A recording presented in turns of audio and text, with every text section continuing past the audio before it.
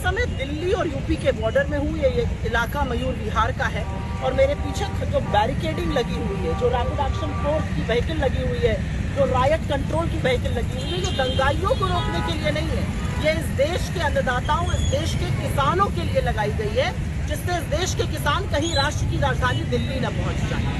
किसान शांतिपूर्ण तरीके से ग्रेटर नोएडा के इलाके में अपना आंदोलन कर रहे थे। जब उनकी महीनों तक बात नहीं सुनी गई तो उन्होंने दिल्ली आने का मन बनाया और राष्ट्र की राजधानी की तरफ जब वो आना चाह रहे थे तो अमित शाह की दिल्ली पुलिस यहाँ पर लग गई है कि एक भी किसान कहीं दिल्ली में एंटर ना कर जाए।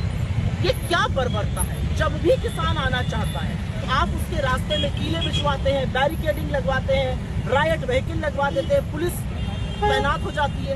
इस देश के किसानों से आखिर ये सरकार क्यों डरती है? और आपको याद होना चाहिए कि ये किसान क्या मांग कर रहे हैं। ये अपनी फसल का उचित मुआवजा और अपने भूमि अधिग्रहण पर जो उचित मुआवजा सरकार की ओर से तय हुआ है उसकी मांग कर रहे हैं। जबरन उनकी जमीन हड़पी जा रही है और किसान यही तो कह रहा है कि हमारी जमीन हमें, जो अगर आप ले रहे हैं तो उचित मुआवजा उसका दीजिए, हमें हमारी फसल का उचित दाम दीजिए। बजाय उनसे बैठकर समाधान निकालने के, बजाय उनसे बैठकर बात करने के, ये सरकार बार बार बर्बरता करती है। याद होगा 4 साल पहले इन्हीं किसानों में से 750 किसानों की शहादत हुई थी, लेकिन नरेंद्र मोदी का दिल नहीं पसीजा। अमित शाह की दिल्ली पुलिस का यहाँ तैनात होना इस बात का प्रमाण है कि ये सरकार इस देश के अन्नदाताओं की, इस देश के किसानों की रत्ती भर इज्जत नहीं करती है। किसान शांतिपूर्ण तरीके से राष्ट्र की राजधानी आना चाहते हैं, बार बार दिल्ली आने से उन्हें रोक दिया जाता है। क्यों रोक दिया जाता है? क्या दिल्ली किसी की बपौती है? क्या किसान दिल्ली नहीं आ सकता है? क्या दिल्ली बीजेपी के नाम कर दी है इस सरकार ने?